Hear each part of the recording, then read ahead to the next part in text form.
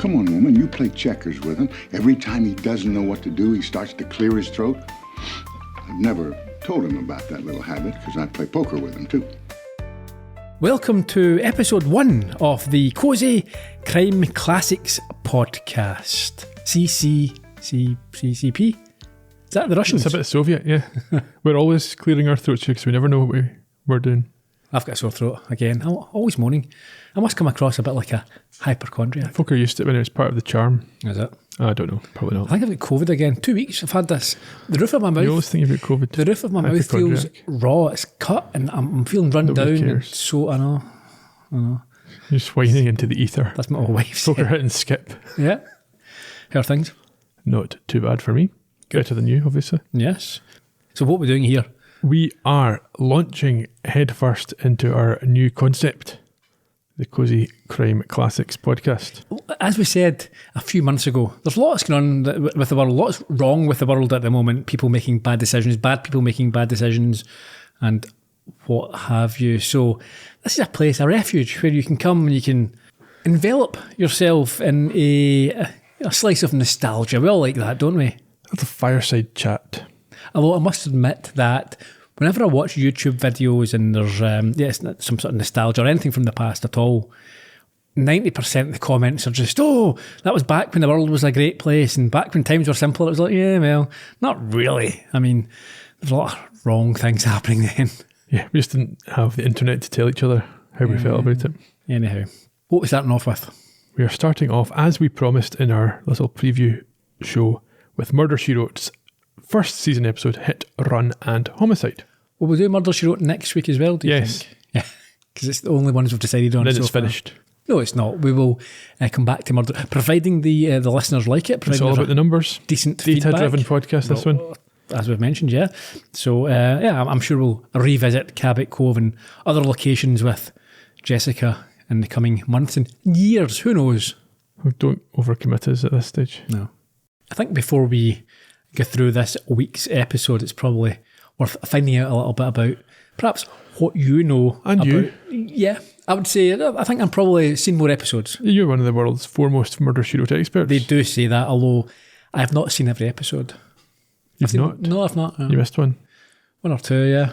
I tend to watch the ones that I like. It's that sort of cosy comfort. I put on the same ones over and over. So I've probably only seen about 60%, 70%. Ooh. More the early. I think it peaked in about season 6, to be honest. Out of what? I think was it 12? I can't even remember. Like I say, I'm not an expert. I've not seen them all either. No. I've seen some of them. What do you know? Okay, so give me a little bit about your understanding. Tell me about Jessica, first of all. So she's obviously the central character, the crime-solving vigilante, so to speak. The Batman of the series, you might say. What's her background? She's a writer and a busybody. Family? Do you know anything about that? As required by the plot, I guess. Yeah, I mean, a bit like Columbo, I think. She lives alone though, right? Yeah, nieces and nephews and all this sort of stuff drop in all the time as and when the plot requires it. I think my recollection of the show is that as opposed to Columbo, who's always at work, she's more of a homebody and it kind of goes around, or the show works its way around her personal or home life. Yeah, home life certainly at the beginning. I think it expands a little bit as she's a character develops and she becomes more famous or infamous. So you said she lives alone. Do you know why? She just never been into the marrying malarkey. Or Restraining order? I don't know. Yeah, okay. I mean, obviously there's the online conspiracy theory that says she's the only common link between all the murders. That's true. That is true. This is the point, isn't it? We won't necessarily get answers for you. It's not. We're just going to get a couple of stories. Yeah. So yeah, she did have a husband who died just before the show starts. That's Frank. inconvenient for him. Could have been famous. Could have been, yeah, and rich. At the beginning, one of her nephews, Grady, who's the main family member, I think he submits her manuscript. She's a reluctant novelist. Okay. Doing it as a hobby. I think she's a school teacher originally. Right.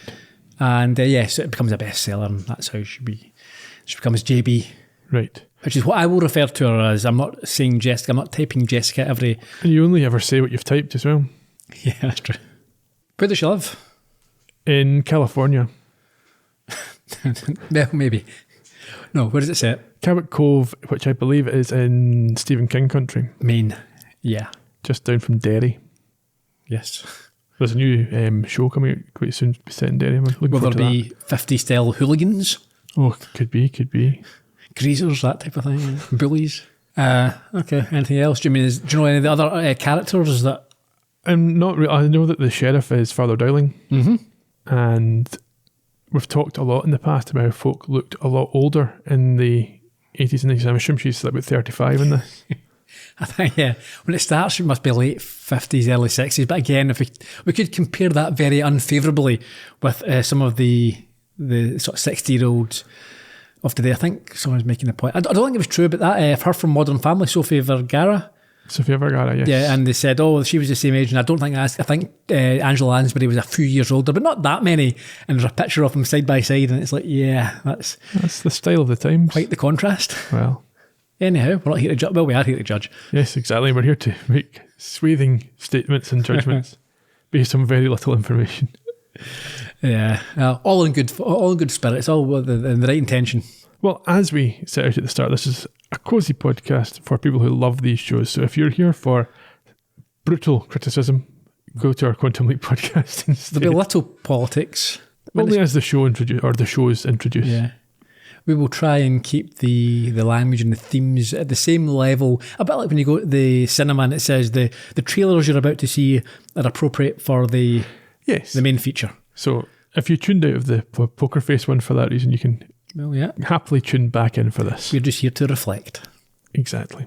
Enough of our ramblings. Socials?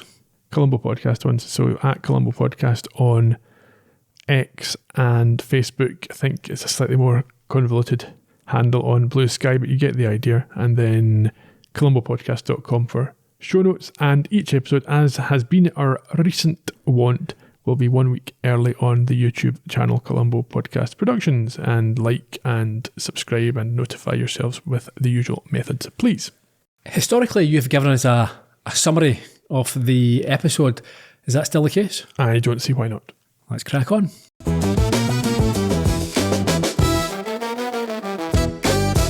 In this week's episode, we encounter a driverless car which pursues visiting executive Charles Woodley before taking the life of his business partner. Suspicion lands on eccentric inventor Daniel O'Brien, a Cabot Cove resident whose old designs and telephone records make him the likely culprit, despite Jessica's reservations. With the evidence mounting, can she uncover the true hand behind the wheel before Daniel is branded insane? Or will the real conspirators drive off with his life's work? Thank you, Ian. So, we begin with the now iconic theme tune and opening sequence. We'll maybe discuss the composer of that next time. Well, you say that before that happened, you actually get a bunch of spoilers in a short preview clip. Yes, tonight on Murder, She Wrote. In case you were about to turn off, it's like, oh, well, that's going to happen. I'll be sticking around. That happened in Columbo a few times as well. So I reckon it's just the editing of maybe the network. Apparently it's going into adverts at the end of the previous show, maybe. Yeah. They say, don't switch over, same bat time, same bat channel. We see JB being... I'm going to refer to as JB. Do you know what the B stands for? Is it a word we're not allowed to repeat on this show? It is not. It's a Beatrice. I think that's her writer's name. Her nom de plume. Nom de plume, yeah. JB Fletcher. And you can often guess from just that tonight in Murder, She Wrote what's happening and who the killer is. Well, they were not going to feature people who aren't involved in the plot, I don't imagine. No. So you can play that. We used to play that game as a kid. Oh, it must be them, and half the time you'd be right. I think what we should do for the purposes of this and any future Murder, She Wrote podcast is completely ignore the coming up on Murder, She Wrote section because it doesn't behoove us to delve into that at this stage. I agree. We also get to and this was something that was always stuck in my mind as a kid watching this. You get the credits in alphabetical order. Two reasons. Okay. Or two purposes, I imagine, for this. One, agents don't negotiate hard enough. Well, no, I mean, I think it's related to that. I think, as you'll see in this episode, they often have quite a large cast of stars perhaps from a previous era. A bit like Columbo, with your Ray Millands and that, bringing them back into the sort of the limelight, as it were. So perhaps, they didn't want to give anyone star billing. And again, related to that, you would not necessarily want to put the killer at the start, but they might often be. So Okay. you just stick them in with the rest in alphabetical order so you don't spoil who did it. Is it fair to assume that the clips in the opening credits are all season 1 moments, or has it been redone? Yeah, I'd assume it's all season 1. I can't remember, to be perfectly clear. If any of our listeners can enlighten us, do drop us a note. We start with an establishing shot of Cabot Cove, or what I assume is meant to be Massachusetts, Maine, Yes. New England type, but I think it's California, right? You can tell because it's the left-hand side of the country. Yeah. It's quite an impressive shot. Again, It's for the time as well. And for a you don't TV have drones or anything yeah. like that. You've obviously got to send something up there. Of course, yeah. You see this expanse of supposedly Maine landscape, and it ends with JB returning to Cabot Cove. Did you note the population at this point? 3,500, something like that. 3,560. How often do they count it to update the sign? I don't know, but I bet the sign writer is a busy chap. It's like the car park these days. You drive in and out, it tells you how many spaces there are. It's probably the same with Cabot Cove. Somebody leaves, it goes down by one. Someone dies, yes. Yeah. Well, someone gets murdered every week, right? Of course, yeah. So yeah, we see her after an invigorating morning bike ride. Yes, obviously not going out that hard on her bike to get the blood pumping. At the same time, we see an older gent on his bike looking down at an attached screen as the theme tune morphs into a style which signifies a bit of comedy, a bit of slapstick, I think. Yeah, I have some observations of this. So first of all, Jessica rings her bell, which was a bit of a poker face throwback to Katie Holmes and her Ring My Bell track, and yells to try and avoid a collision. This is a long straight road. She can see this guy coming from quite a long way off and almost hits him. So why is he getting all the blame for this? I don't know.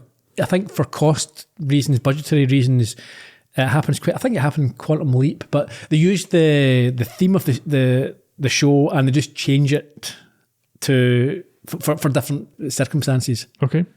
They don't have a new score. Okay, understood. They rework it a bit. Yeah, of course, they gently collide despite JB shouting at Daniel, which gives him a telling off, and he explains that he was looking at his computer screen, which gives him data via his handlebar on things like heart rate and speed, etc. The kind of thing that you have nowadays. Of course you do, yeah. Very much ahead of its time, yeah. Yeah. He's a bit eccentric and there's a touch of the Doc Browns about him, I think. Yeah, and Jessica seems to know him, so we assume he's a regular character. Well, it's a population of 3,500. I'm sure everyone knows everyone. Yeah. Okay. Well, he'll pop up from time to time in the background then in future episodes. You think, yeah? Yeah. Okay.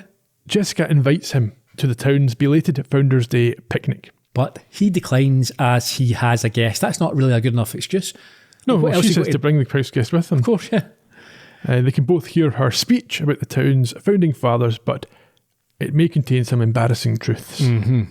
And we find out why as we join her at the event, as she explains to another local. Beside, I think we see a nearby van. The camera's, it's very clear pointing this out. Ominous, yes. Yeah, that the founder was in fact a pirate. Yes. Did he own slaves? Well, we don't know. They're not going to mention that. That's not problematic. The problematic thing is that he was in favour of the Brits. Yes, he fought on their side during the revolution, and the person that she's talking to advises that Jessica keep this quiet. Not the pirate aspect, they're proud of that, but the whole being a Brit. Yeah, there's some moral ambiguity here. Certain things are okay, certain things are not. Things were ever the same. Meanwhile, Ethan, who is the local fisherman, he's getting frustrated as he plays baseball. So it's one of these family picnics or a baseball diamond, and there's the picnic table with the red and white covering, etc. It's like the end of your church family party or picnic that you would have, barbecue type thing. But this is all idyllic enough until it's interrupted by a man running on the field, yelling and shouting for help as he is very slowly chased by a car that looks like maybe it's just had its handbrake left off. Yeah, exactly. It's slowly running down a hill. It's a station wagon, a bit like the Griswold family car. Yeah. That type of thing. Rather than try and get out of the way of the car, he runs in a straight line and tries to climb a fence. Even as a kid, I'm watching that thinking, that would be so easy not to be hit by that car. Yes. It's harder actually to get hit by it. Yes, and he's not hit by it. No, he clambers up the fence. It sort of runs in slowly to his foot, and then he falls on top of the trunk, the bonnet. Yeah, there's no damage to the car. hood. It comes to a complete stop very slowly, and he is critically injured.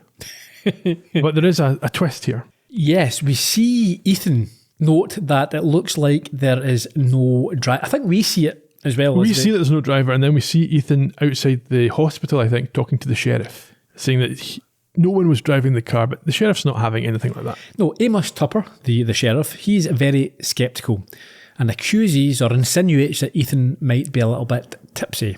Ethan then asks if that means that everyone who saw this was drunk, and Tupper blames mass hysteria and notes that Jessica, the one person he can rely on, presumably to be honest, trustworthy, reliable, didn't report anything like that. So what we're seeing here is the trope of him being bumbling, not very sharp, not on the ball, and having to rely on Jessica's help. We see this through most of the episodes that he's in, I think. To be fair, his position here seems fairly reasonable. You think? Well, it's 1984. There's no reason to think the car could be driverless. Yeah, but you think that's more realistic than mass hysteria at a picnic where everyone said the same thing? Who knows? Anyway, I think that he should be looking into it. He victim blames here to an extent. Well, not victim blame, but he says, no, you're an idiot, you're drunk. That's not how you should... Stop talking nonsense. Yeah. Go away, leave me alone. I'm going inside to find out what really happened from the victim. And we find the curmudgeonly victim, Charles Woodley. He's in traction and explains to Amos that he came up from Boston to meet with an old friend, Daniel. Yes, we saw him earlier. He's the guy on the bike. The doctor tells him that there's nothing broken before he gets into a bit more detail about what happened. Now, you say you came up to visit Daniel O'Brien. Hmm? That's right. He used to work for me. That is, my company, Wampco Electronics. He called to invite me and my partner up to visit with him. My partner's due in tomorrow. And when you got to Daniel's? Well, he wasn't there. By the time I realized it, my cab was gone. Some kid told me that there was a picnic going on, and I had to walk all the way down there. Nice little town you got here. We like it. Where the hell is Daniel anyway? Hasn't anybody told him that I'm being held hostage in the hospital of this quaint little village? Mr. Woodley, one other thing. What? The car that almost hit you, did you happen to get a look at the driver? No. I was too busy running to notice anything. But what? Well, you're gonna think I'm crazy, and maybe I am. But the only time I really got a look at it, I could have sworn that nobody was driving it.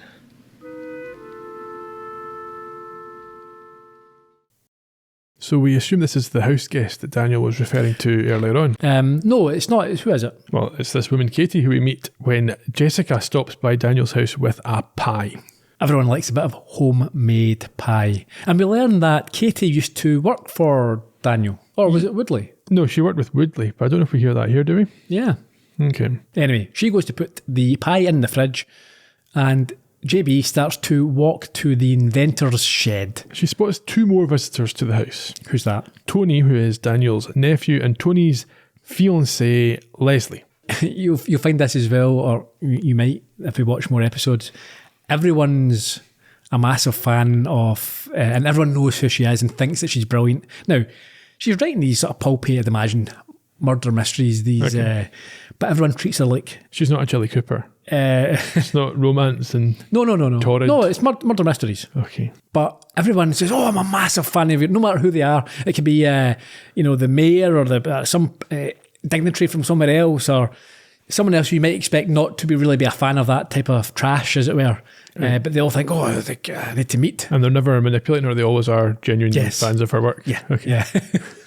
So, of course, Leslie's a big fan here as well. Fair enough. Leslie explains at this point that she has work to do in Portland, I presume Maine and not Oregon, and needs to drop Tony off before heading out there by car. Yeah, it's a 100-mile round trip. That's not far. I do that every week on a Wednesday afternoon.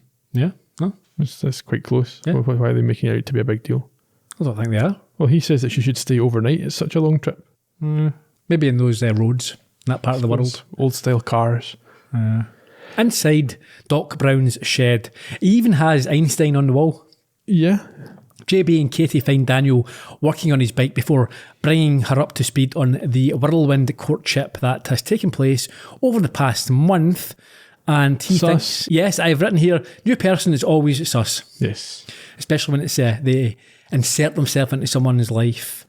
But anyway, he thinks that Tony is right to nail her down quickly. And also to get married to her. Yeah.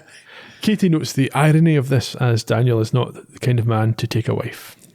It says he's a confirmed bachelor. I'm wondering if that's a nod to real life. Is he one of the famous Roddy McDowell type confirmed bachelors? Yeah, I think he's one of these. He was married and had kids, but then later on, he came out, or he was outed. And I think when you had to hide it back then, a lot of the stars of the day were gay, but couldn't. I didn't. Well, yeah, that's what I mean. That the phrase "confirmed bachelor" was kind of code, almost. Yeah. Katie is here to try and persuade Daniel to move to Memphis in Tennessee for a job. A corporate job, yeah. But he has no interest in leaving Cabot Cove. At this point, Katie prompts JB to tell him about his injured friend. How does she know? Know what? About what happened at the picnic. Jessica's literally just showed up and we've not seen her mention it, and we know that Katie wasn't at the picnic. That's a good point. All I can suggest is that word travels fast in a small... If that happened, people would be phoning up each other, wouldn't they? Yeah, maybe Tony and Leslie were there. And we didn't no, they just arrived. And she's only a house guest, so no one would have phoned her. No. And Daniel doesn't know because they're telling him. Yeah, well spotted. Well spotted. Don't know. Moving on. Saying little about that. It transpires at this point that Daniel was not expecting Charles and, in fact, hates him and Merrill. Yes, and most certainly did not invite them to Cabot Cove. How do they know that Charles is saying he invited them? Because he said that in the hospital to the sheriff in private. He must probably told Jessica. Did he? Because he seems less than keen for her help in a moment. Yeah, but maybe he's just boasting about what he's found out as opposed to asking for help. Maybe. I suppose the timeline isn't entirely clear. We don't know how long passed between that happening and Jessica showing up with the pie. And Yeah. So down at the, what we call it, the marina, it's like the... Before we go there's an important comment here from Daniel who says the only thing he would invite Charles or Merrill to is a hanging party, and only if he had charge of the ropes. Bit harsh. Well, that does seem quite an extreme position to be taking, but yes. Yes. So we're at the marina area. Yes, Ethan, who we met earlier at the baseball field in the Founders Day event, is approached by a man who we now assume is Merrill. Yes, he arrives by boat and chartered boat, I think. Yes, and proceeds to get frustrated with Ethan when trying to find the best way to get to the hospital in this small town. Like one of those jokes you Ethan's get. doing these things. Yeah, he's a visitor. I'm going to take the mickey of him. Yeah, where do you want to go? If you want to go there, I wouldn't be starting here, etc. All that type of stuff. And so he finds himself on a quiet road, walking the 2 miles to the hospital. And no, I think it's only 1 mile to the hospital. It's 2 miles to the train station. Right. If you believe what you're told. Yeah. And he clocks the killer car parked up and walks past it. Yes. However, as he does, it starts up. Now this... Okay. It starts up and slowly begins to follow him. Very slowly. This is one of the worst weapons to try and kill someone. Like a car. Yeah, it certainly doesn't hit him hard enough to hurt him or kill him. It must literally crush him against the wall that he stands against waiting for it. So he notices this car creeping behind him. He starts to walk faster and breaks into a little jog. The car speeds up. But even at the right-hand side, there's like a sort of a wooded area with a sort of a drop off. He can easily jump in there. There's plenty of escape opportunities available to him, but I think... maybe we need to give some leeway here to it's a family show. Only certain things they can show. They need to show it in a certain way that makes it clear what's happening. Because if you were insistent on killing him with the car, what you would do is you'd wait till he was a little bit further past. You would then pick up speed and he would assume you're just passing. Yep. He would step to the side and then you would just smash right into him. Yes. Well, you've thought about this quite a lot, clearly. Over the years I have, because every time I watch it I think... Oh, no, over the years of thinking how you would kill somebody with a car. No, I wouldn't kill him with a car. I've thought of plenty of ways how I would do it, and a car is never top of my list. But they need to kill him with the car. Yeah. In this story. Sure. It has to be that weapon. Okay. We see him screaming in terror as the car, as you say, looks to crush him against the Well, we don't see any embankment. crushing, though. That's off screen. Again, a little bit like Columbo, you very rarely saw any actual... It was normally the look of horror on someone's face, or a shadow, or the camera cut away. It was... Yes, we assume we know what happened. Yeah. But, you're right. The reason why they've picked a car is because who they're trying to... or what they're trying to... achieve, Yeah. We go to Jessica's home, where Ethan shows up to tell her about Merrill's death. Yeah, she's typing away on her her typewriter. Yes, as you would. And she assumes that, because I think he says that guy's dead, and she assumes it's Woodley. Yes. No, he corrects her and tells her the full story and explains that nobody saw it happen, but a kid saw the driverless car heading north a little while later. Yeah. Sorry, I've ruined my joke here. What was your joke? Well, Ethan turns up and says the fellow from Boston is dead. Not Woodley or Tom Schultz. Tom Schultz is a singer from the band Boston, More Than the Feeling and all that type of stuff. The fact that you had to explain the joke is... Yeah, but if I'd done it properly the first time, the Boston fans out there would have... I mean, I'm not particularly a Boston fan. I'm sure they both found it hilarious. Ethan, at this point, clearly thinks that Jessica's assistance is required to get the sheriff on track. Yes, why? Well, we heard that, I think. Well, we heard at the start, or earlier on, that the sheriff wasn't interested in what Ethan had to say, and he obviously thinks maybe Jessica can be more persuasive with the same information. Yeah, but we heard in the clip at the top of the podcast, it's because he's always clearing his throat. Well, that's how they know that he's a bit of a dead end. And obviously, yes, it's almost a kind of a supportive nudge for the sheriff rather than trying to embarrass him or anything like that. Yeah. Should we maybe consider, does Ethan feel guilty about telling the guy to walk to the hospital and that's how he got killed? Nah, I wouldn't have thought so. Okay. We go back to Cabot Cove where Tupper, we see, is clearing his throat as Ethan had suggested he would. Yes, when Jessica asks him if he has any ideas on who is responsible, and she gives him a lead by informing him that Daniel claims not to have invited the pair to Cabot Cove. Yes. She also points out that Woodley is into electronics and probably knows a lot about remote control, which she insists must be the only way a driverless car could be operated. Yes, why didn't she suggest to speak to Daniel? Because she knows that he is into remote control stuff. But she says you should speak to Woodley. Yeah, because she knows Daniel's not involved. She's trying to nudge him in the right direction. Of what? Woodley was in the hospital. She can't think that Woodley killed him. Well, they might know about it, I guess. It's not 100% clear here. But Tupper asks her, as she was hoping. Tupper, Amos, come on. Amos, we're on friendly terms here. Amos asks her to join him at the hospital, and she magnanimously agrees, showing no sign of ego. No, well, he realises he's out his depth after she makes these suggestions. He's not already thought of this. And he can't say thanks, but he says that it might benefit her in her next book. Is this the standard process for this show where he's an idiot, he needs her help, but they need to basically massage his ego a little bit and not let him... I said that earlier on. This is the trope that we have here. This is the whole thing. Not the whole thing. He's not in as many episodes as what I remembered. He's only in about 14 or maybe 20. But he's not like an insightful crime-solving force. No, he's not, no. Because I saw him at the church thing. He was really good. Oh, right, yeah. And he always had good advice for Richie. Well. Anyway, at the hospital, Woodley is still being snarky with the staff before confirming that driverless tech has been around for years and Daniel designed one for his company. Before they talk to him, though, he's told that his leg is not broken, and it's not clear then why his leg would be in traction, because that's used to help heal broken bones. Maybe swelling, I suppose. But the traction doesn't help with that. Well, keeping it up would help from keep the blood away from the... But then why is he getting chastised for lowering the tension? I don't know. Yeah, I don't know. Earlier on as well, when Amos was there the first time, the doctor says in front of them, we can't find anything the matter with it, but if you're in pain, we'll keep you here. And then Woodley says, I've been held hostage. But is it some kind of... the doctor's like, well, if you're going to act like you're hurt, we're going to treat you like you're hurt and deal with this, and then you'll get a bill at the end. Yeah, maybe. I suppose that's the thing when it's a private system. It's like, you're fine, you stay if you want, you're paying for it. Yeah. So as you say, yes, they learned that the tech for the remote control car has existed for years and that Daniel did already build one for Woodley in the past. He seems quick to rule out the inference that Daniel is behind this, what's going on here. But he wants to know where he is and is surprised when Jessica tells him that Daniel claims not to have invited him. Yeah, at this point he tries to imply that Daniel might be losing his mind, forgetting that he invited Woodley, and then kind of implying perhaps he's killing people with robot cars. Yeah. He takes offence when Jessica asks if he is sure that the car was driverless when he was attacked by it. A very suspicious level of defensiveness here. Yeah. And Amos has to step in and state that the car is the key to the whole thing and he will scour the county for it. Well done, Sheriff. Over at Daniel's house, while having a barbecue with Katie and Tony, Daniel Musk discusses the concept of a driverless car. Remote-controlled cars? Nothing new about that. I designed one a dozen years ago. Got the plans in my workshop someplace. Yes, but what would a car like that be used for?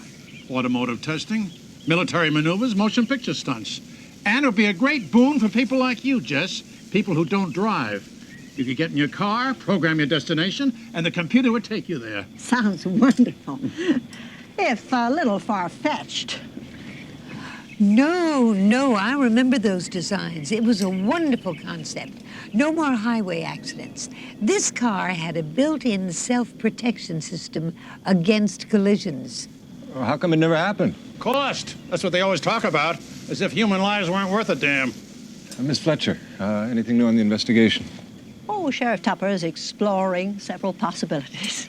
Got out his old Ouija board again, huh? Now, Daniel, Mr. Woodley is still insisting that you called him and invited him up here. Jess, if I had, don't you think I would have remembered it? The man's a liar, that's all. Come on, let's eat. All this talk about Woodley's giving me indigestion.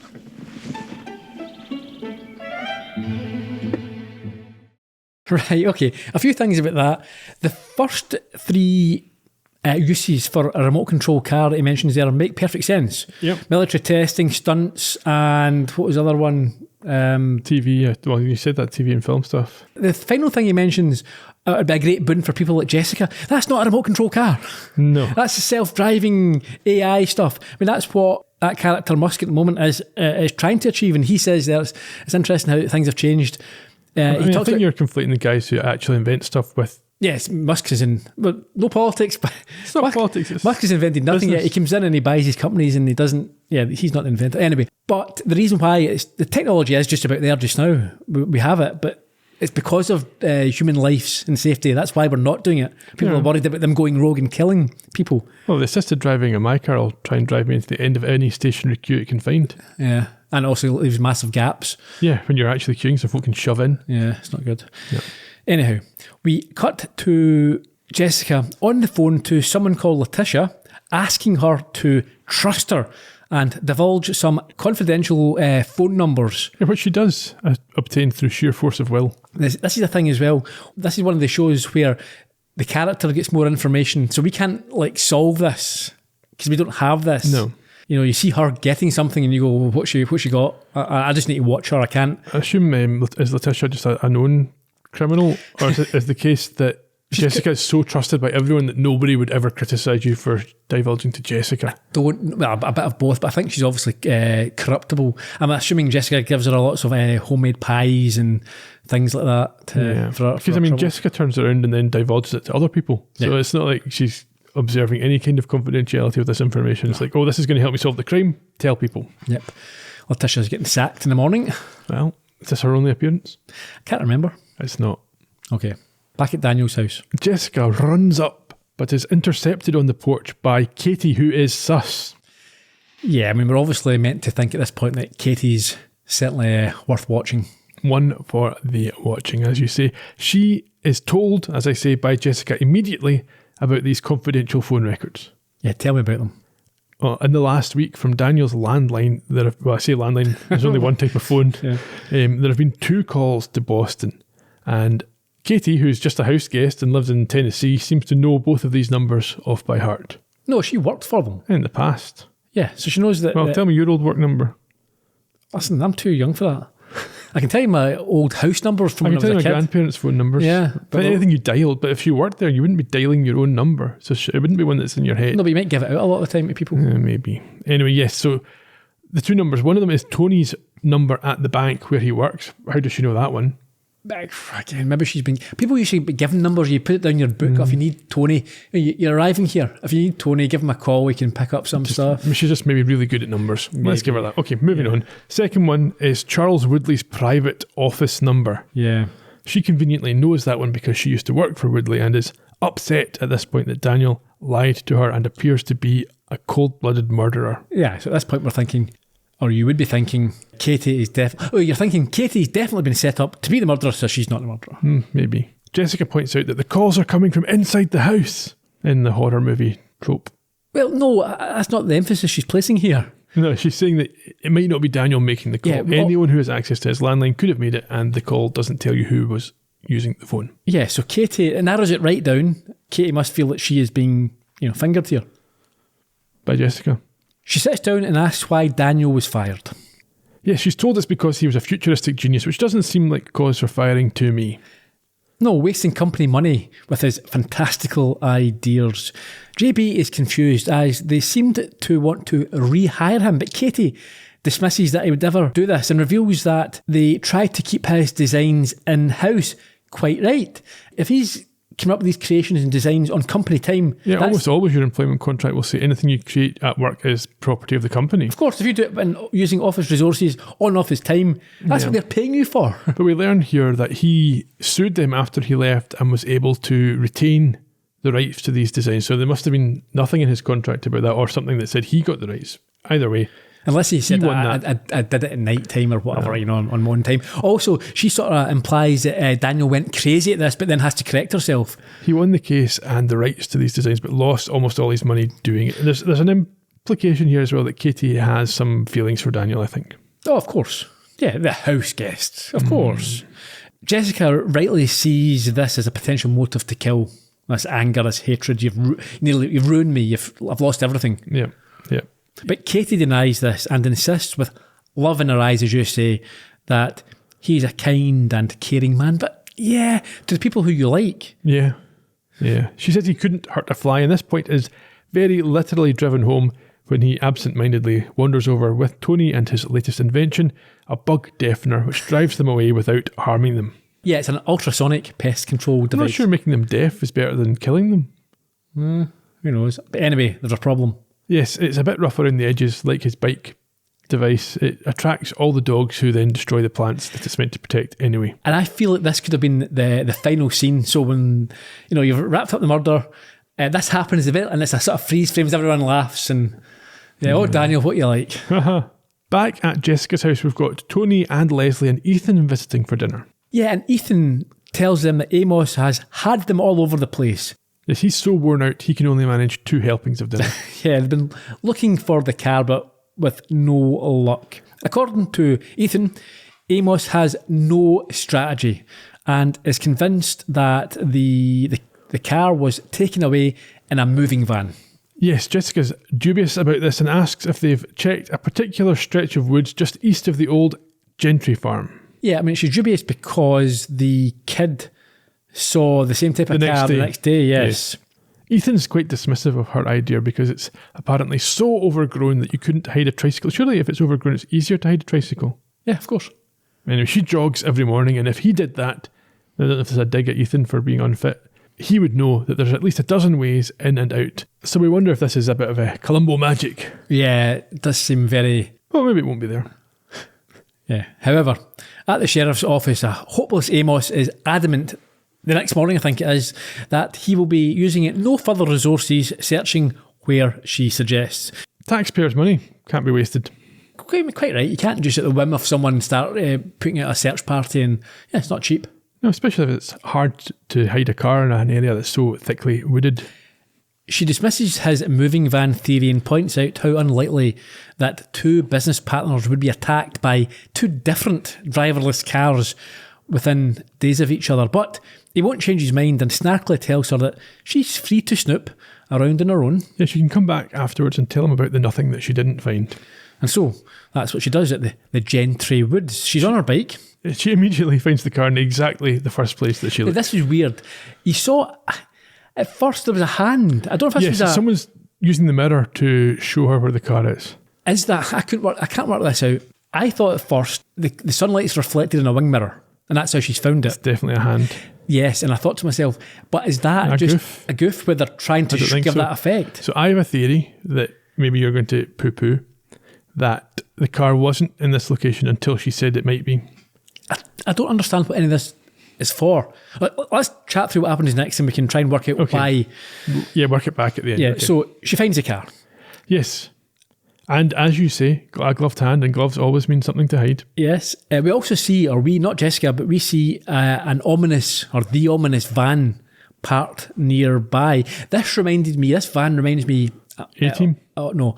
Of a 77 TV drama movie, which scared me at the time as a kid. It was called Death Car on the Freeway. I might have mentioned this before. I think you have. It rings a bell. Yeah, it was about a car, the freeway fiddler. He played fiddle music and he would go after lone women on the freeway and basically smash them off. He had like some sort of turbo boost, nitro, whatever it was. Okay. Yeah, it was quite good. Anyhow, but the van looked like this a bit. Okay. Where were we? Jessica's getting in this car, ill-advised behaviour. It promptly locks. Well, it doesn't just lock. We see the person with the gloves flicking a switch that says lock the car. And then started by this gloved hand, it takes off with the van following. Now, one person cannot be driving both of these at the same time, and not unless you're an expert. Do you know how hard that would be to drive two things going slightly different? Also, I didn't see a wheel on this, so is she using flick switches to turn all the cars? How's that going to work? Right up, like a remote control car. That's not going to work in a car that size on a road. I mean, I thought it would be very hard. It's hard enough with a remote control car on a track that's designed for the remote control car. Like anyone's ever played Skeletrix and had to chase across the room to get their car that's gone flying off. Yes. In any case, it does it. The car takes off with the van following at a speed not seen thus far. Well, there's plenty of tyre school. It doesn't really seem like it's generating those itself at that speed. On the road, she rushes past some locals and gives up trying to gain control as it passes through the town. These locals might be my favourite part of the episode. Okay. That's Jessica Fletcher. Was she driving? Yes, she was driving. Yes. Why is speaking like that and like a yokel voice from York? It's my regional equivalent of these people. Yeah, and she goes past Ethan, who turns in his truck and follows the car and the van. It's almost like he doesn't realise that the van's also part of this chase. Yeah, no, he just thinks it's on the road. The car smashes through a gate and heads towards the lighthouse and the cliffside. And with Ethan now right behind the van, the driver decides to stop the car just before it plunges JB to a violent death. Yeah, is Ethan not in between the van and the car? No, so I don't know what's going on here, but it's so open. Well, what was the purpose of this? So let's we have to rewind the whole way back. Okay, so the doors are still locked. Ethan tries to get her out, and I think at one point he sees the van, but doesn't put two and two together. No. It has parked next to them. And then it leaves after the driver decides to let Jessica go. And I've got here, what was the point in this? Yeah. So from Ethan's point of view, maybe he thinks the van's pulled over to try and help. He's an idiot, Ethan. Then left because he's doing it. Jessica's obviously not too upset about it because she makes a joke when she gets out of the car about not learning to drive. So it's clearly not as devastated or traumatised. I think she's relieved now that she's out. She feels a bit... But... Well, okay. Yeah, so let's rewind. So my theory for this, and I haven't got to the point where there's a reason, is that when she says she thinks the car would be in that location and they know she's going to check that location, the person who has control of the car puts it in that location for her to find. That's why they're using the mirror to get her attention. Fine, but why? That's if you want to kill her. But whether that happened or not, why lock her in the car and drive to the edge of the cliff and then let her out? There's no reason. Unless you're trying to scare her. But scare her? No. Scare her. It doesn't make sense. That makes no sense whatsoever. No, I don't understand. I think they're just showing off the car. Yeah. Yeah. Someone said, right, well, at this point, Jessica will get in the car and it'll lock remotely and drive to the edge of the cliff. It's one of these things, the story editor, whoever, the writing team are sitting down going, we've got a deadline, listen, we've got to hand this in an hour. I suppose what it will do is it will confirm to the sheriff that there's definitely a driverless car and it's definitely still local. So you rule out his theory. But why would Daniel, they're trying to implicate Daniel, why would Daniel want to kill his friend? Well, they haven't explained that yet. And even if Daniel did, he didn't kill her. So why would Daniel want to do that and stop? Well, maybe that would explain he didn't kill her because she's his friend. But what was he trying to do then? Don't know. Maybe folk can phone in with the answer to that conundrum. Answers on a postcard. In the sheriff's office. Yeah, Ethan brings Jessica back, where Amos sighs that the remote control device sounds like the thing Woodley claims that Daniel has invented. Not only that, but... Smoking gun. Yeah, in the back of the car, they have found the designs with Daniel's name on them, and there's no option but to question him. Obviously, I mean, no option. You should be questioning him at this point. Very much so. So they go to Daniel's workshop to do so, and at that location, Jessica makes it clear that she does not believe Daniel is to blame. Daniel's pretty relaxed. He's saying, yeah, Amos is just doing his job. Daniel's hunting for his copies of these same papers. And this, I don't understand. If his papers are in the car, how can they also be in his drawer? But then when he finds them in his drawer to show that the ones in the car are not his, they arrest him for that. Yeah. Well, I think they're seeing their copies in. Yeah, that did not make sense to me. I thought what was going to happen is Daniel goes, yeah, I've got these designs, and he looks through his drawer and goes, oh, they're not here. Aha, that's because you've left them in the car. But no, he goes, yeah, here's the designs. And then what they say is, that's the same designs as in the car. You must have multiple copies. Yeah, it makes no sense. It's illogical. Yeah. And I didn't know if that was because they were trying to show that the sheriff's an idiot, or if it's just weird decision making in the writing process. Yeah. Anyway, Leslie and Tony are... Oh, no, sorry, Tony's here, and Jessica asks him if he and Leslie went straight home after dinner at her house the night before. And he tells her that they stopped off at Daniel's and mentioned her theory about the car being at the Gentry farm. So this is implicating Katie, who was also there. Yes, but just then, Daniel is... And this is the point where he finds the designs. Yes. Which he thinks proves his innocence, but it doesn't. Yeah. And we see him being driven off. As Leslie arrives back from Portland. Yeah, and wonders what's going on. Later at Daniel's house, as they get ready for bed, Leslie suggests that Tony should get someone to examine Daniel as he's been acting strangely, but he is not keen and instead asks her about her trip to Portland, which she claims went well. Yeah, she talks about a hunk that she was making out with. Yeah, some sales that she got. And it's clear that one of these two is now dodgy, probably Tony. Now, for some reason, we find JB in the woods. Is that just the garden? Or this is at Daniel's house. Right, talking with Katie, who explains that with Merrill dead, Woodley will get the business, although it's in financial trouble despite landing a recent big contract. She seems to know a lot about it. Yeah. For someone who doesn't work there anymore. JB is puzzled as to why Merrill was in Cabot Cove if they were in such bother. I don't think that really makes any difference. They're saying he was invited by Daniel. Yeah.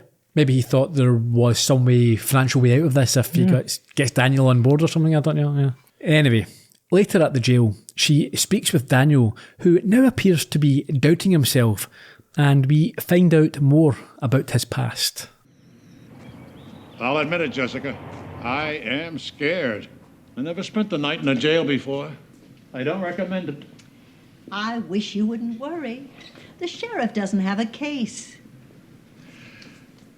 I keep wondering somehow if I could have done it and not remember. Maybe I'm a schizoid. Jekyll and Hyde. I doubt that. Katie told you about my stay in the sanitarium. Oh, for heaven's sakes, Daniel, that was years ago. A man who'd rather frighten aphids than kill them. You couldn't hurt anyone. The lawyer Tony got wants me to undergo a psychiatric examination. I think he's laying the groundwork for a plea of temporary insanity.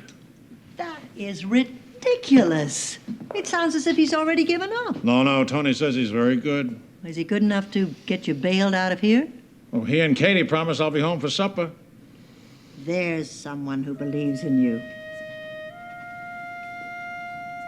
She always has. Light bulb moment there. Also lightning fast. Justice system. We've seen this in Quantum Leap before, where the guy gets arrested and there's a trial the next day. A lawyer's come in, studied all the evidence, and he's trying to get... Clearly you're insane. That's the only answer here. Dear me.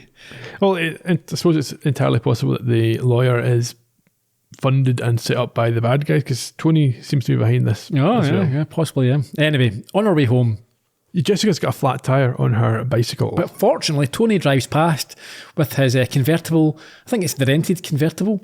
Yes, the one that was away in Portland with Leslie, yeah. Leslie, yes. Yeah, so he gives her a lift. And as they drive, he asks about his uncle. And Jessica admits that he is frightened, but firmly states that he is not crazy. Why is he not going to see him then? Yeah, well. It's not like she's got any access over anyone else. She's a member of the public. Mm-hmm. Yeah. As they drive, he tells her that the examination is just a precaution in case he is charged with murder. And although she thinks it's ridiculous, he insists that he needs to do what's best to look after him. I don't think that is what is best. Yeah, but he's being manipulated as well at this point, we think, or we find out. Yeah. Jessica wants to know what happens to Daniel's estate and his patents if he dies. Yeah, they talk about this as they stop to get gas, as apparently Leslie has been going back and forth to Portland. Yes, and although the gauge doesn't show that it's low on fuel, Tony thinks it's been playing up a little bit, and he's going to make sure that they're okay. A rented car has got a dodgy fuel. I mean, it sounds unlikely. Yeah. He tells her that the estate, Daniel's estate, would go to him, but there's not much, as all his patents are been given or donated to his alma mater. They would be, in the event of his death, donated to his alma mater. The University of Maine. Yes. At this point, we find out that the cost of gas to fill up the car is $7.08, and I remarked to myself how cheap petrol was back in the 80s. Yeah. But although, in fairness, it wasn't it was probably a full tank. Well, there's no way to know. Yeah. You say back in the 80s, but this is the problem. Even in America, just now it's still a lot cheaper than he is. If you were watching it in 1985, you would know that because this is a clue. You would know that $7 is really cheap, but watching it now in 2025, I'm like, it's just really cheap to buy a full tank of fuel in those days. Yeah. And Tony doesn't notice anything amiss. No. He thinks that's fine. Well, no, he thinks the fuel gauge is dodgy. Yes, but he knows that Leslie's been to Portland and back, and he doesn't raise any query about it only being $7 to top up. That's because he thinks it's a faulty fuel gauge. So he believes her. He's going, oh yeah, it must be a faulty fuel gauge because she's been driving a lot. That wouldn't stop it filling up though. That wouldn't stop it filling up. No. If the gauge was wrong. So he must think that $7 is a reasonable amount to pay. To fill it up. To fill it up from her going to Portland and back. Yeah.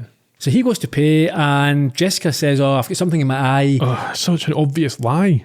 Do you have a handkerchief? Yeah, in the glove box. So she goes in, and as she does, I don't know at this point if she's deliberately snooping here. Yeah, she's definitely snooping. She's not getting anything in her eye. She wants to see the rental agreement. Yeah, but two things. One, you'd have to assume that yes, he says there's a handkerchief in the glove compartment. Well, there's that, yeah. And also that the rental agreement would be in there as well, and not in her handbag or in the house. Oh, she's maybe just seeing what she can see, I guess. If he said it was in the door, she might open the glove box anyway and say, I didn't see it in the door, I couldn't find it in the door. I don't know. Yeah. But anyway, she notes the mileage when the car was taken, and so she's obviously thought that this amount of money is sus, that he doesn't have any concern about. Yeah. I didn't think anything really clicked for her here. I think she's just having a look. I don't know. It wasn't that obvious. He didn't see her go, and raise her eyebrows. Would you expect to see that if it I think you might, yeah. Or maybe a little motif in the score to signify that something's occurred. Anyway, Tony returns and they both agree that they don't want to see Daniel in jail, and she reminds him of the notion of innocent until proven guilty. And we then get a very melancholy score playing as we return to Daniel's home, and the inventor, having been released from jail, is waiting outside with Jessica and Katie. Yeah, that's after this mad scientist turns off all his equipment from the light switch. Yeah, he's obviously got it wired up. Okay, well that's a bit, what if you don't want to turn everything off with that one switch? It's all or nothing. Yeah. Every machine on and the lights. That's it. This is the mains. Tony shows up to take him to the psychiatric evaluation, which reminded me of the Quantum Leap episode with the guy Mo who thought he'd invented a time machine. Yeah. And his family wanted him put in the It's a little bit like a dog being taken to be put down. I think they're all sort of waiting. I'll be fine. Come on, in the car, driving off. Off to the You'll definitely farm. be coming back. Yeah. Lenny and George and all that sort of stuff. You're thinking you're going through that just now. Yeah. Katie is quite distressed though. Yeah, she is. Maybe it's an act. Maybe. We next see Jessica in the local bodega/store shopping for groceries. Your word has travelled fast, and Cora, the clerk, mentions Daniel's predicament and that they can't always trust a stranger. And this is one of these small time, even if you've been there for a number of years, if you've not been born there, you're a stranger. He's a blow-in. He's been there 6 years, but that's not long enough to be considered one of them. No. Jessica then sees Ethan playing on a arcade game, yelling at this car. Yeah, I think she's a bit intrigued at first and then amused to find him. I noted this for the first time ever. There's a book rack beside her, but every one of the titles that you can see is turned upside down. And I'm wondering if that's a rights thing or just, so you don't advertise the books. Maybe as real books and they didn't want to have anyone too obvious. They're all turned upside down. Somebody must know why. Anyway, she watches him play and she seems only now to realise that the van and the car are connected. I mean... Yeah, well, she says that the van that followed them when she was trapped in the car was also seen at the picnic. That's not been mentioned before. No. This was the only car on an isolated lighthouse path, and Ethan didn't really put two and together, and she's now going, do you know what? She's used this information to figure out that the van was where the car was controlled from, which we already knew because we saw it happening. However, he is more interested in the game and gets annoyed when he crashes and insists that she have a go. They start bickering, don't they? She can do better. And so she does. And when he advises her to ease off on her speed until she gets the hang of it, she has the big eureka moment. I quite enjoyed this shot because they were being filmed from inside the game. Yes. It was very nicely done. Yeah. Tony and Leslie now pull up in their rental car at the field where the Founders Day picnic was.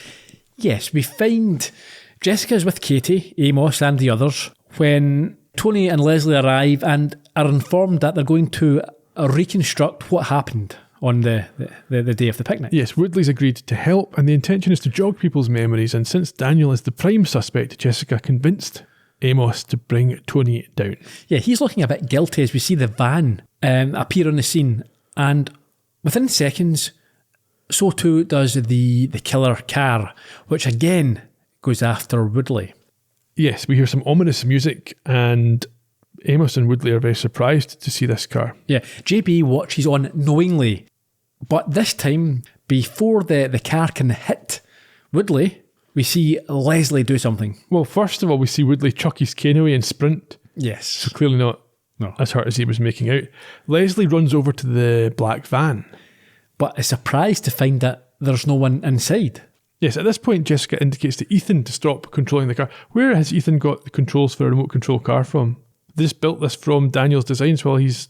Yeah, maybe that's just standard control that you get for a toy. The whole point of it is it has to be Daniel because he's the only one that can invent one of these. So where have they got this controller from? No, but the controller is just a normal controller, so you can buy that from a whole lot of switches for lock and unlock and all this stuff. Well, yeah. Good question. But maybe it's just you have to connect it to the right frequency so you could use other... I don't know. Anyhow, yeah, as you said, JB shouts to Ethan to stop the car with the remote device that he has in his truck as a frightened and angry Woodley shouts at Leslie, who sighs at the game being up. Tell me, Leslie, whatever made you rush to this particular vehicle? Well, I thought I could drive it onto the field and block that station wagon before it hit anyone. Well, why didn't you use your own car? Because this one seemed bigger. Well, it certainly is, but I'm sure it doesn't get the gas mileage that your car does. Gas mileage? Yes, the mileage you got on those trips to Portland, $7.08, or did you go to Portland? Oh, well, of course I did. Whom did you see? Customers. And I'm sure you'll give Sheriff Tupper their names when he asks for them. What is this? It doesn't wash, Leslie. Yesterday, I wondered why Tony had to buy so little gas. So I peeked at the car rental agreement. I saw the mileage when you rented the car, and I saw the current mileage. And a little simple subtraction told me that no way could you have made those trips. Well, I changed my mind. I never went. That's not what you told me. Leslie, what's going on here? Well, it was his idea. He thought the whole thing up. He forced me into it. Leslie, keep your big mouth shut. They don't have anything. If you think I'm taking the blame for this, Charles, you're crazy. If I go, you go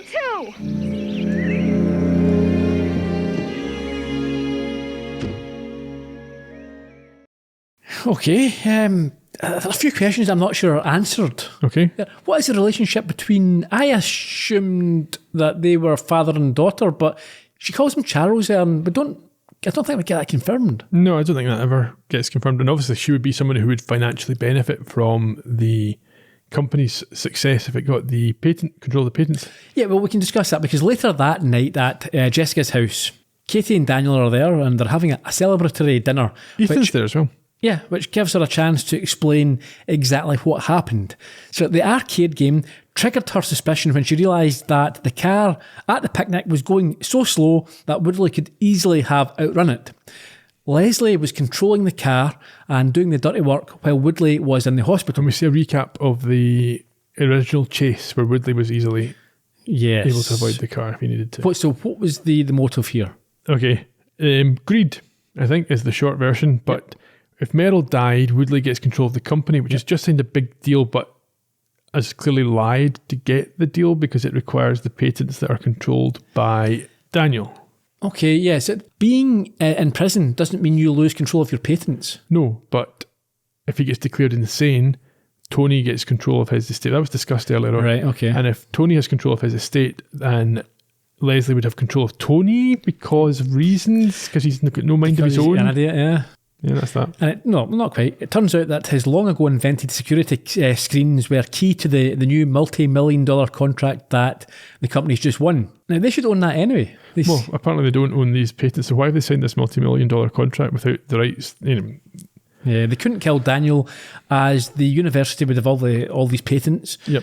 And it was Leslie who made the calls from his home to Woodley. Obviously. Old romantic Daniel then toasts both ladies and admits that he had been too busy to notice how much Katie meant to him. And Ethan takes this, he's quite on the ball here. Mm-hmm. He notices what's going on. It takes this as a cue to leave for McIntyre's the store. Yes.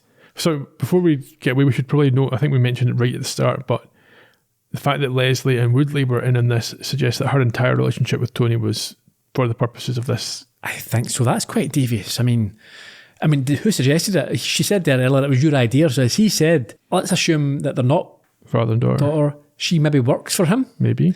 And he said, tell you what you need to do. You need to marry him. You need to well, not just marry him short term, but they have to long term stay in a relationship with him to get this contract. Okay. What potentially could have happened is they might have been in started it. Yeah, and do you know what? That guy you're seeing, what about this? It's an opportunity. Yeah. I mean, that's a generous, but perhaps the only possible reasonable way to look at it. Yeah. Alone, Daniel tells Katie that he won't be going to Memphis with her. Instead, what? He will start a relationship with her, but she has to give up her life and move there where he wants to live. Well, but she seems delighted about. I think I'd like to live in Cabot Cove. Yeah, well, she's got to give up her entire job and everything else. This proposal delights Jessica, who is peeping through the door before helping Ethan on with his coat as he leaves to defend his arcade title at the store, and isn't happy to hear that JB wants to enter as well, as she has been practicing. I assume the implication here is that she will easily win. I think so, yeah. The credits then play, and there's still images, but they bounce up and down. Do they? Yeah, because I was watching it on higher speed the second time through, and you see these images. Right. What were your thoughts on the story? It was fanciful, it was far-fetched, but it was, like I said, it's one of my favourite episodes, I think, looking back. This is what happens, you watch analyse it becomes different. Yeah, you start to go, wait a second, this is absolute nonsense, but I must have watched this 20, 30 times over the years. If you're just watching it for fun, you can hand wave and you don't have to... You don't even think about it. You know, it's just fun. Yeah, he did it and they were framing him and this is how they got it. Yeah, so I think we have to remember, we're not trying to be some modern... sophisticated show with a number of different plots and character arcs and developments. It's just a bit genteel of fun. Afternoon. Yeah, and that's what it was. It was fun. Yeah. How does this sit in the context of the whole series? I think early series, it's a reasonable example. Okay. You know, it's set in Cabot Cove, and I think fans have they're split as well because she often goes on location, and obviously they can't keep for 300, nearly 300 episodes or whatever, you can't have it all set in Cabot Cove. So she, after the first few seasons, maybe even during the first, she'll go to different places, New York or wherever it is, in California. And murders happen there as well. Everywhere, New Orleans, yeah. So she'll travel abroad. I think there's one in Paris. She goes to Ireland in one of the movies. But some people are more traditionalist and they like the Cabot Cove ones. Yeah. So once you get this sort of story here where Daniel and Katie are now established as Cabot Cove residents, do they then show up in the background of other episodes? And nope. Some do. So I don't think... I know I'll get to the trivia in a moment. I know that Daniel, the actor, comes back. I don't think he plays Daniel. I'm not sure. Okay. But I don't think... No, Katie certainly doesn't. So they're not regular reoccurring characters, no. So the fact that they've established them as residents of Cabot Cove, it then just gets forgotten, ignored, and we move on. Yeah, I think it happens. Again, honestly, I'm not an expert. When I watched it, I've not watched it with a level of scrutiny. But my feeling is that, yeah, you've got the core regulars, like Amos and what have you just now, and then you get other ones moving forward. But I think that you'll often find that there'll be a town local who'll be involved for that story, but will not return. Okay. I thought it was quite good fun though. Yeah, it was. I'm looking forward to the next one as well. It's a bit of a clap, one of my personal favourites. Yeah. We'll discuss that later. Okay. Do you want to do people trivia or general trivia, or what do we want to start with? See, this is an issue as well. I've got normally, like, we've got a lot of production information and characters and the writers, directors, etc. We can spread it over the entire show, but there's quite a lot of guest stars here. I am going to ignore some of the big ones here because we know who they are. So, the Lincoln Levinson and Peter S. Fisher created it. We've talked about them on the Columbo podcast. Big Columbo connection. We know all about Massive them. Columbo connection. I'm not going into their backstory. We know all about them. I'm going to, in each of these shows, then what I'll do, I think, is focus on the primary guest stars. Okay. The killers, the victims, and anyone else who is interesting. But Connections, yeah. We'll leave Angela Lansbury, etc. I'm not doing that. We know who she is. Yeah. So what I'll do, I'll maybe start with the bit of production and the cast this week, and then you can pick up on anything that I miss, yeah? Okay. So 25th of November 1984 was the original air date, I think, in the States, a little bit later, maybe the following year in the UK. As I said, created by Lincoln Levinson and Fisher. The director was Alan Cook, born in 1926 in London. He died in LA in 1994. He also worked on Harry and the Hendersons, Van der Valk, Father Dowling, Matlock, obviously the original, Airwolf, Quincy, Heart to Heart, Lou Grant, A Picture of Catherine Mansfield, and The Armchair Theatre. He went to Cambridge with fellow directors Tony Richardson and John Schlesinger. The writer, 2 this week. Ooh. One, a well-known name. But the first, Gerald K. Siegel, born in 1936, died in 2009. This is his first of 9 episodes, which I think go through to season 6. Okay. However, he only worked on 3 other TV shows, 4 episodes in total. No. Yeah, so I don't know, how do you... Did he do production or? No, nothing. He's IMDb. I mean, maybe I'd done it in theatre, whatever. But it seems odd that you get that level of success if you're doing 9 episodes of Murderous Stroke, one of the biggest TV shows on the planet, and then nothing. Yeah. The other writer was Robert Van Scoik, who we have discussed in detail before. Born in 1928, died in 2002, aged 74. We know him from Columbo. I suppose a strong one and a less so. He wrote Murder Under Glass and No Time to Die. He was involved in 108 Murder She Wrote as writer and executive editor through from season 1 to season 12. Okay. He has also worked on Magnum, Ellery Queen, Lucas Tanner, Ironside, Sarge, The Virginian, and the Anne Southern Show, amongst many others. On to the cast. A semi-familiar name for us Columbo fans. Okay. Tony Holliday was played by Edward Albert. He looks a lot younger in this.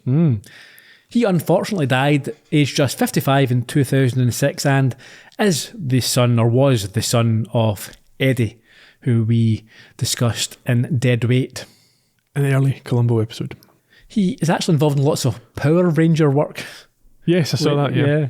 As well as Port Charles, Sabrina a Teenage Witch, Star Trek, Deep Space Nine, Beauty and the Beast, The Rescue, which is a movie I remember from my childhood about a group of kids who go and rescue their marine fathers who've been taken hostage.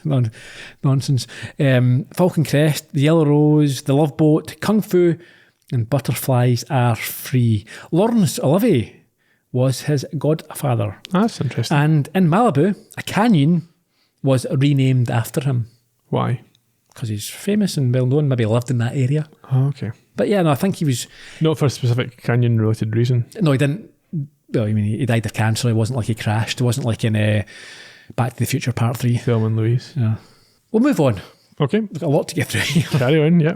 Daniel O'Brien was played by Van Johnson. And again, I think, what we'll come to see in this show is that there are a lot of names which might not be as famous or as highly regarded for people of our generations, but were bigger stars back then. And such is the case with Van Johnson. He died in 2008, aged 92.